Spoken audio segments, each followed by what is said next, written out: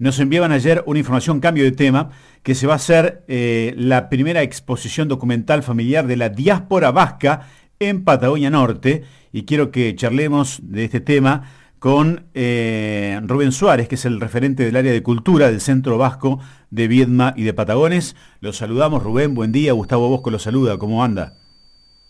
Buen día, ¿qué tal? ¿Cómo están? Muchas gracias. Gracias por atendernos, Rubén. Bueno, ¿de qué se trata esto que va a ocurrir? Estaba mirando esta semana, ¿no? O mañana mismo. Mañana, a partir de las 19 horas, en Alberdi 169, que es el Centro Vasco, y tiene que ver con la celebración del Día de la Diáspora, que es una fecha que fue instituida por el gobierno vasco hace unos años, celebrando la primera vuelta al mundo que termina de dar el Cano en 1522. Ese viaje que comenzaron Magallanes y el Cano y que termina el Cano, termina un 8 de septiembre de 1522. Ajá. Entonces se toma esa fecha como conmemorativa del Día de la Diáspora Vasca, que la diáspora vasca es universal. Sí. Es a partir de hay en todo el mundo vascos. Claro, eso, la diáspora es la dispersión, viene a ser. Exactamente, sí. Claro. Que tuvo distintas oleadas, distintos momentos acá en la parte americana, tanto en América del Norte como en América del Sur. Y bueno, acá en la comarca hay una fuerte presencia vasca, desde 1820 hay ya registros, y luego, bueno, asociativamente en el siglo XX, en la mitad del siglo XX ya hay asociaciones vascas aquí en Patagones. Sí. La de Patagones y Viedma es una sola, ¿verdad? Patagones y Viedma tiene un centro vasco que justamente lleva ese nombre, Viedma, Carmen de Patagones y zona de influencia. Porque, bueno, hay vascos en las dos orillas y sí, realmente hay una división política, pero en realidad en el cotidiano es como si fuera una sola ciudad, ¿no? Sí, sí, sí. Rubén, me animo a preguntarle esto, digo porque estoy seguro que lo sabe y tiene referencia, pero los primeros vascos a Patagones y Viedma, ¿se tiene documentación de cuándo llegaron? Hay crónicas del año 1820 que hablan de vascos aquí en el fuerte de Patagones. Ajá. Los que llegan de la Maragaratería, que no son vascos. Sí.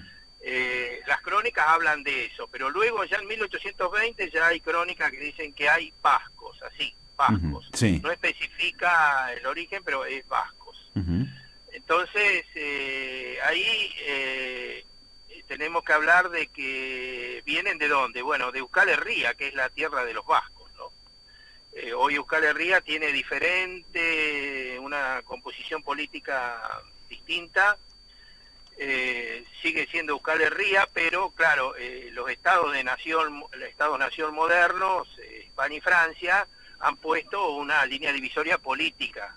Sí. Pero en realidad los vascos de Francia y los vascos de España son vascos. Cuando uno le pregunta, ¿usted es vasco? Yo soy vasco. No dice ni vasco español ni vasco francés. Claro, bueno, por eso, no sé si todavía eso le iba a preguntar, se pretende, pero querían la independencia de los países del País Vasco, ¿no?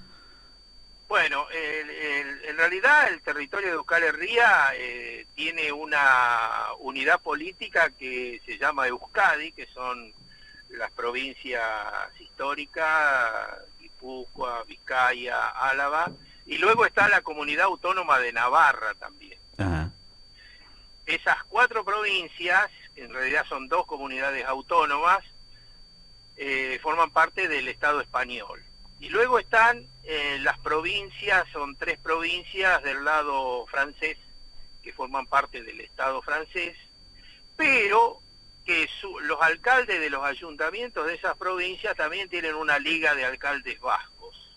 Ajá. Y el sentido de independencia que nace en el siglo XIX con Sabino Arana y el nacionalismo vasco, bueno, sigue vigente políticamente en distintas expresiones políticas del País Vasco. Algunos adhieren, otros no adhieren, pero sí, está presente. Bien, bien. Bueno, le vamos a recordar el evento de mañana, por favor, y en qué consiste la hora y el lugar.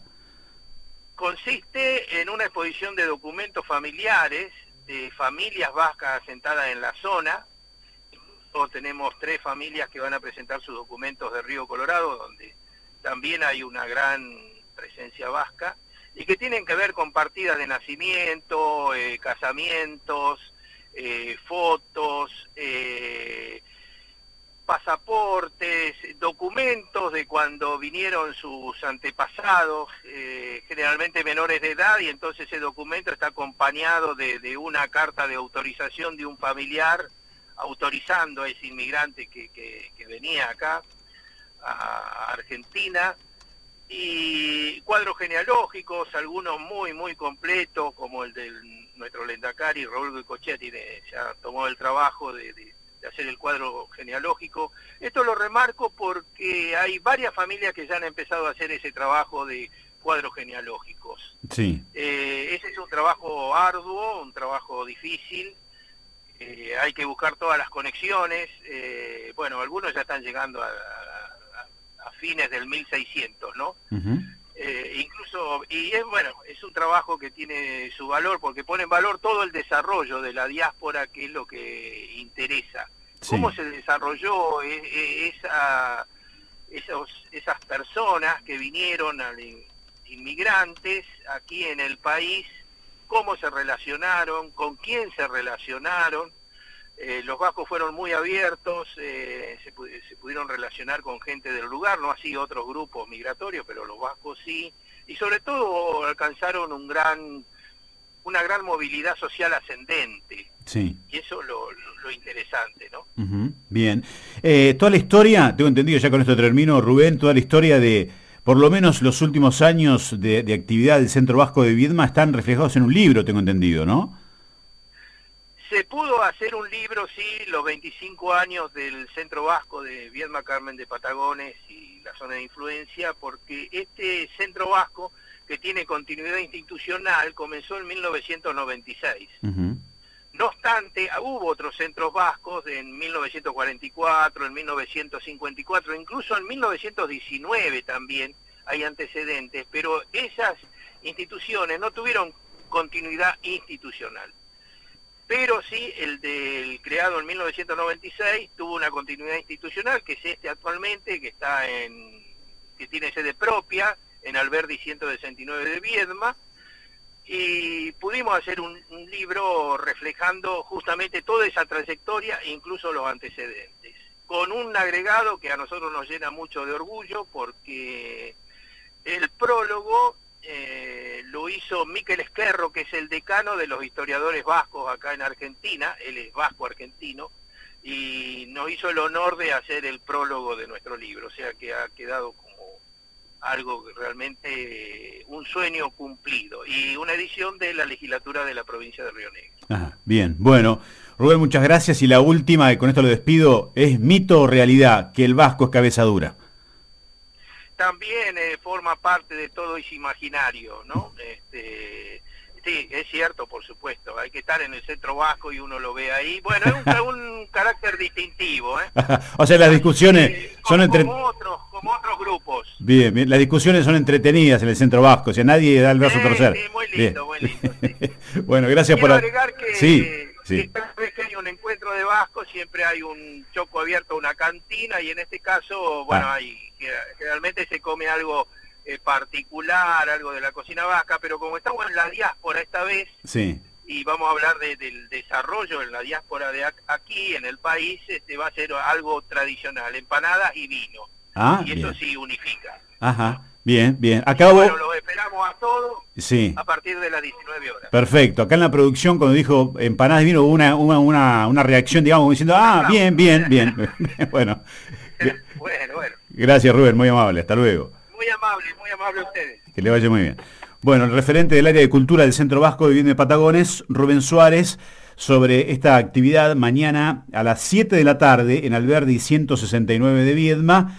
Esta primera exposición de documentación familiar de la diáspora vasca en Patagonia Norte, la llegada de los vascos a este lugar.